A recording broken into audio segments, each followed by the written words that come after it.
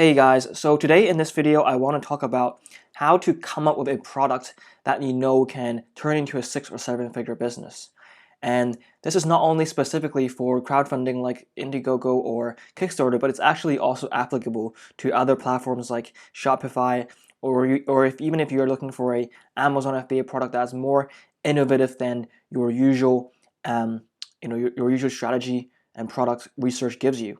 So my name is Chris, and some of you might know that I run a digital agency called Decade Digital, where we basically specialize in helping venture capital funded and really well funded startups to launch innovative and new products on crowdfunding platforms. And this exact strategy that I'm going to be going through today in this video is actually what we charge these agencies thousands of dollars to help them do. So the only difference is with us, we're implementing it for them, but in this lesson, I'll teach you exactly what we do so you can implement it for yourself, right? And again, if you want access to this three-step product ideation cheat sheet, you can actually access this by going onto our website, which is www.brandlaunchframework, or you can also get this on Facebook if you join the Brand Launch Framework group. And as I mentioned, this exact strategy we have used over so many times across many different products in different industries and markets that have literally generated us millions and millions of dollars. And so it's extremely powerful, right? So take some notes while you go through this video. And as Sanju says, every battle was won or lost before it is ever fought. And in our case, in the business case, that means your product has to be spot on. Otherwise, it's going to ruin the future of your company and your product launch. Because this product is this strategy right here, right, is not designed to just generate a product that you can launch and make money as a one-off. It's designed to come up with a product that you can build a brand around, that you can build a brand on, and to create a business that generates income for you in the foreseeable future.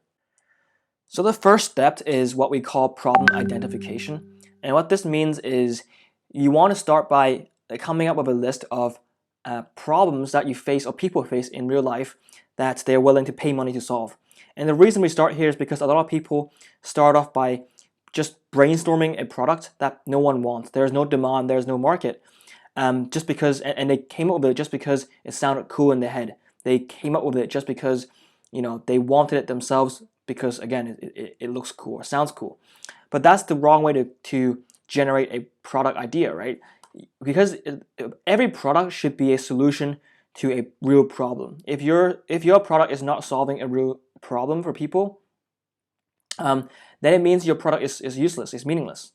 So always start off by brainstorming a list of your own problems first, because if you have that problem personally, it is likely that other people will also have that problem.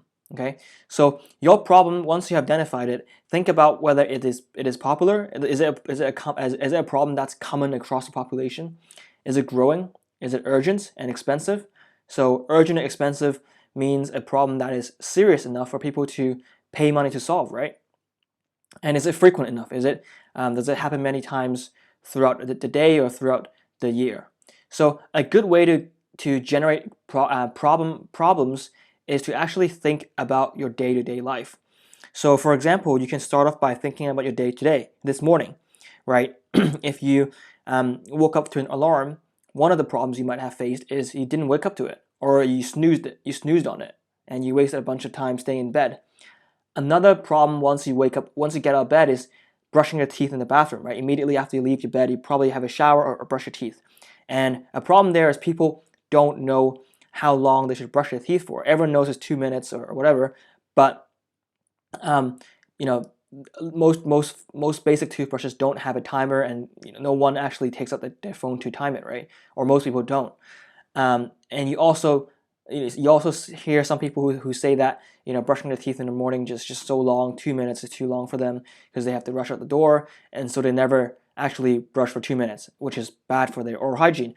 So right there, 5 minutes after waking up, at the beginning of the day, we already have two major problems that a lot of people are going to identify with, right?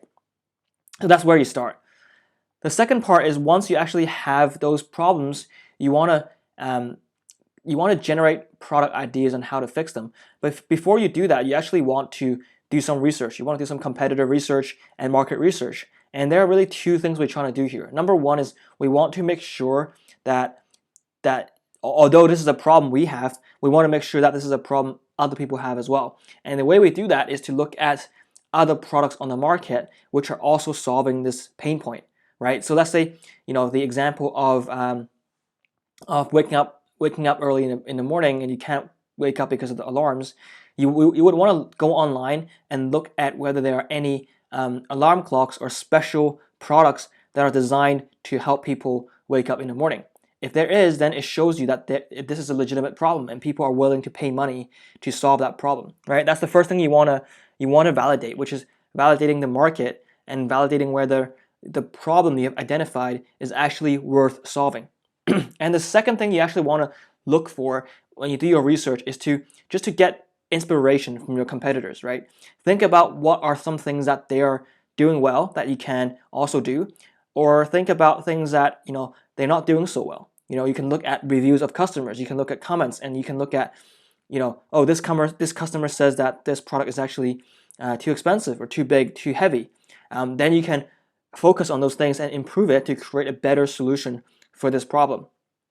And the way I really like to do research is actually on these three platforms, okay? Amazon, Kickstarter, and Indiegogo. So Amazon is not really your ideal group of customers for innovative products, right? Because a lot of the products there are actually just commodities there, but they have a launchpad section on Amazon. And the launchpad section basically is a marketplace for startups, right? So if you look over there, you might find ideas that can give you more inspiration in terms of how you can create an innovative and premium branded product ideas. The second platform is Kickstarter, as most of you will know, is one of the biggest, or if not the biggest, crowdfunding platform out there. So one way you would want to look at the information here is to first look at whether there are any products, again, solving this pain point, which are selling well, and you can see this by the amount funded for each product. The second thing is you also want to use a tool called KickTrack. Just go on Google and search for KickTrack. Use KickTrack as a tool to analyze the marketing behind these specific products, and also what sort of articles might have been written about them. And the reason you want to do this is just because if you're creating a similar product, then you want to understand, what have been said about this, what have been said about your competitor, what can you do better, how have they marketed the product that you can learn from. Okay. And the same for Indiegogo. Indiegogo is just another crowdfunding platform, and you can use BackerKit to track, to track that information as well. So BackerKit works for Indiegogo, KickTrack works for Kickstarter. So you would just basically go on BackerKit, right? So we have a campaign here, which is really cool actually. It goes back to the idea that we're talking about the problem of not being able to brush your teeth quick enough, or not being able to time how long you brush your teeth for. So this is actually a product that has been created specifically for this problem.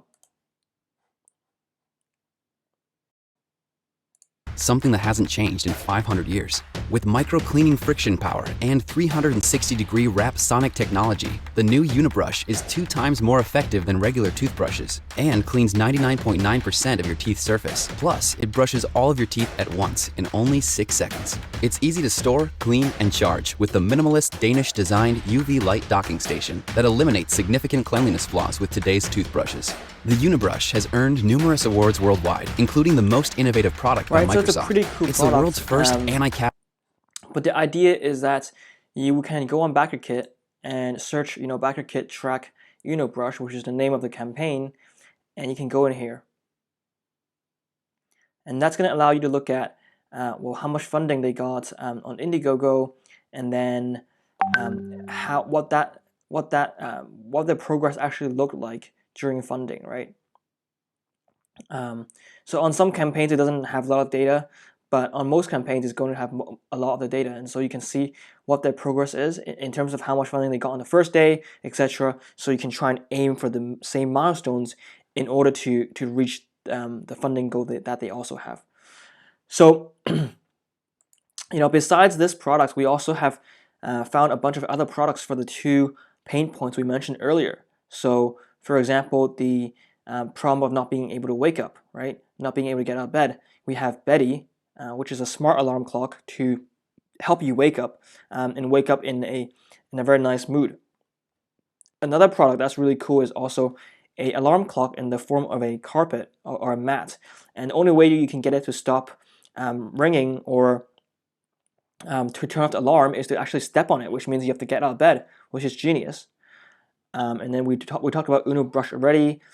And you also see a bunch of other solutions, which is in a different format, but solving the same pain point, of brushing your teeth better and faster, more efficient.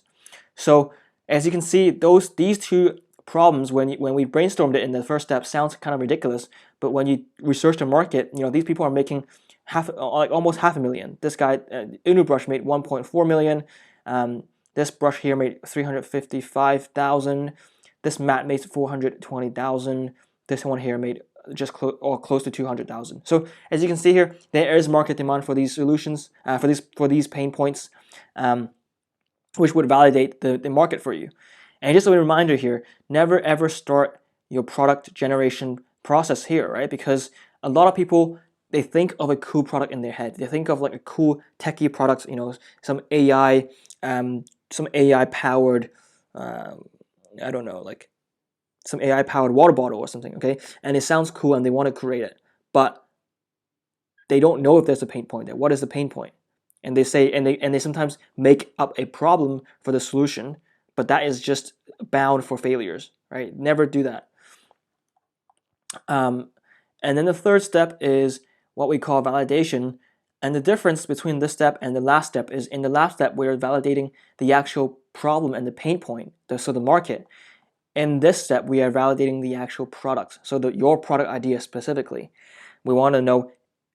We're basically saying, okay, we know that this market is big enough. There are customers willing to pay for a solution, but in this step, we're saying, is your product the right solution? Okay, so in general, we want to go through 6 different criteria that we have come up with. And also one more thing before we jump in is, be careful not to subconsciously justify why your product idea fits into these 6 criteria, because a lot of people, they have an idea in their head of what they want to create, from step 1 or step 2, and then when they come to this step, even though they see that it doesn't fit into the requirement of what we're looking for, they still kind of force the product into that criteria. They fit it in, even though it clearly doesn't fit, because they are so in love with this product idea. They're so emotionally invested. So be very careful and cautious about doing that.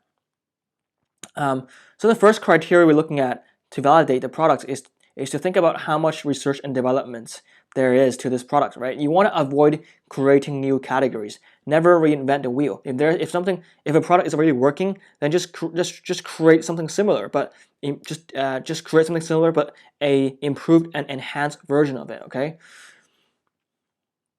So you can create a better product in one of these ways. You can innovate and improve in one of these 4 things, or more than one of these 4 things, but one of these 4 things is definitely enough. So the first one is how the product looks, which is fairly straightforward. The second one is the functionality of the product, how it works. This one is always going to be the hardest one to innovate on, because you actually have to completely change the internal design and mechanics, electronics of the product. Third one is the price, so the perceived value of the product, which comes down to your marketing and your pricing strategy. And timing, which is how often in the year do you make your product available. So for example, a brand, this clothing brand Supreme, initially one of their marketing strategies is actually to make their products only available for a limited amount of time. That creates scarcity, right? So that is a way of marketing your product that provides a point of differentiation from your competitors. Now, if you insist on creating something entirely new, it's not a deal breaker, because there are so many new products in the world that has done so well. But the only thing is, you need to know what you're doing, right? You need to be able to actually take charge of the design process and the R&D process. If you're just a business guy trying to outsource this to some engineers in India, then it's going to be very difficult for you. So only innovate on functionality and create something new from scratch if you're very confident that you can do it yourself. The second criteria is also looking at barriers to entry. So you have to consider how easy it is for other people, or factories in China and other countries. How easy is it for them to copy you? And the best barriers to entry is actually something that has an electronic component or something that has a software component, because it's more difficult to copy. A lot of gurus, especially when it comes to Amazon FBA, they tell you not to do anything electrical, or anything to do with software, because it's complex, it's difficult. But one of the reasons you want to do this, if you're serious about creating a long-term brand, is because it acts as barriers to entry to prevent other people from copying you, or at least deter them from copying you. And if you think about the examples I gave you above of the toothbrushes and of the alarm clocks, you realize that they also have a electrical and also a software component. And the reason is because it makes it way more difficult for competitors and factories to copy your product, right? So a case study I want to bring to your attention is actually of the fidget cube. The fidget cube is a product that is basically a cube. It has all these different sides, and on each side there is either a clicker or like a button or something for you to really fidget with, right? So that you can focus better, supposedly, when you're working, when you're studying, or when you're in class. So the reason I want to bring this up is because it's purely a mechanical product, right? There's no electrical, no software component to this, and that's why they got copied extremely heavily. They launched a campaign and they raised $6.5 million, but before they were even able to go into production and ship their products, there were so many copycats already. And one of these copycats actually were able to produce it before them and sold $345,000 worth of the exact same product. Now, you might be thinking, so what? They still made $6.5 million. And that's true, they still made money. But the thing is, once this campaign ended, it's impossible for them to turn it into a brand. I'm sure they didn't sell anything significant after this campaign ended, because there are just way too many copycats selling this fidget cube for like 1/10 of the price. So, when you launch a product, remember, it's for the long term, right? It's not something you just do because you want to make money quick, or you want to just generate cash flow in the short term in just the product launch, in the campaign. But what you really want is to create a product that you can build a brand around, a brand that you can turn into an asset for you, that can consistently generate revenue for you for the next 5 years, 10 years, 15 years.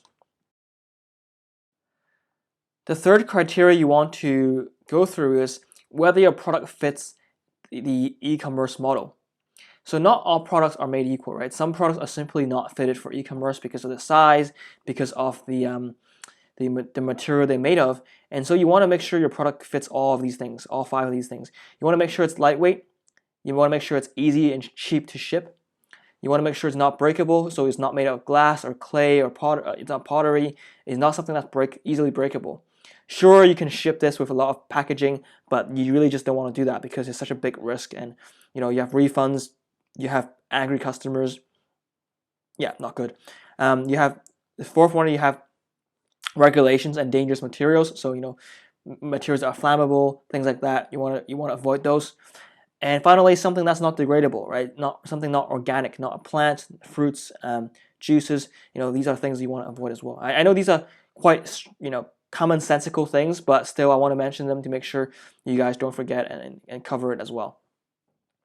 And the fourth thing is also, can you build a brand around it? So your product shouldn't be a commodity, right? It should be something that is helping people solve a problem and a pain point that they actually care about, that they're actually passionate about.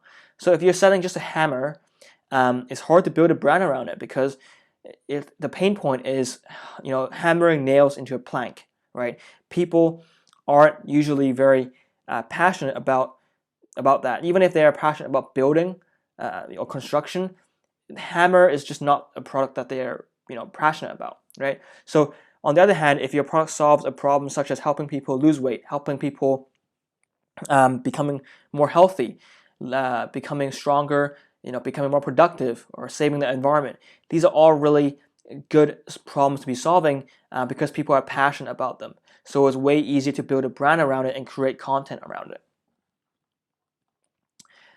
The fifth thing is looking at the price point and the cost of goods sold. So I would say this one is actually one of the most important things in this entire three-step product ideation strategy, because at the moment advertising cost across Facebook is rising quite rapidly, and I think in a few years a lot of companies, a lot of small e-commerce businesses are actually going to go out of business precisely because of that.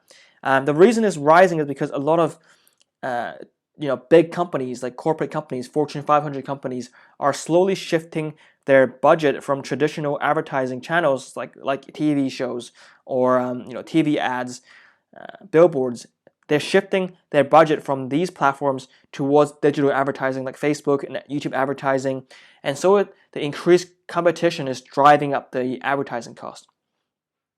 And because of that, you need to absolutely get your product economics right to make sure that your profit margin is big enough to withstand the rising ad cost. And the way we do that is to calculate the unit profit before you even finalize your product idea. And the way you do that is you first have an idea of how much your product can sell for. And the way you do that is by researching your competitors that we covered in step 2, right? So based on what your competition is charging, you would charge something similar.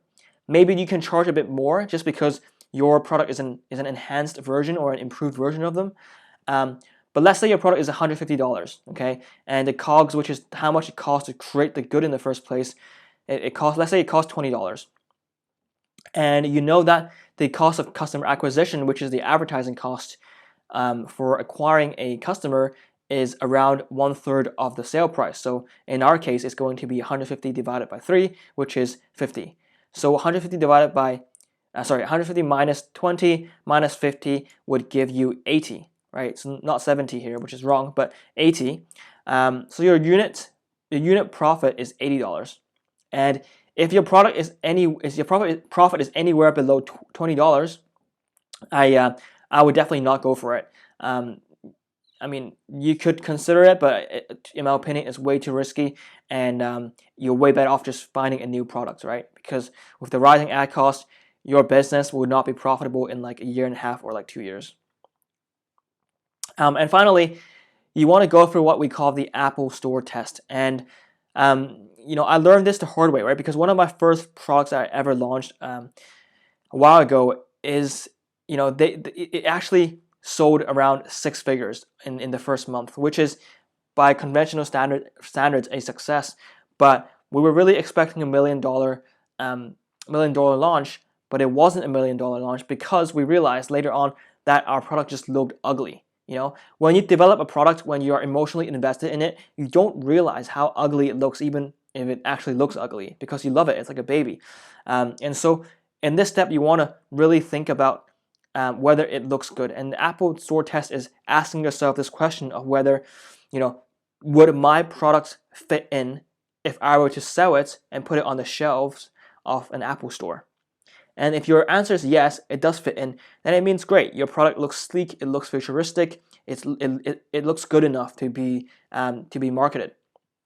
Whereas if you laugh and you say definitely not, my product would never be sold in an Apple Store because of the way it looks, then it's too clunky and too hideous to be sold. Okay, and this is just purely from a appearance standpoint. Obviously, if you're selling like a toothbrush, no one's going to sell a toothbrush in an Apple Store. But the point being, what this physically, appearance-wise, aesthetics-wise, would it fit in at an Apple Store? So those are the 6 key criteria you want to go through in the third step of the product validation. And there is a checklist here which we have included, which have all the things you need to be able to check off in order to have a successful product. So I hope this video was helpful to you. If you are interested in content on how to create a hyper profitable brand in 2020 and beyond, then subscribe. If you have any questions or comments, again, feel free to leave me a comment below. Thanks.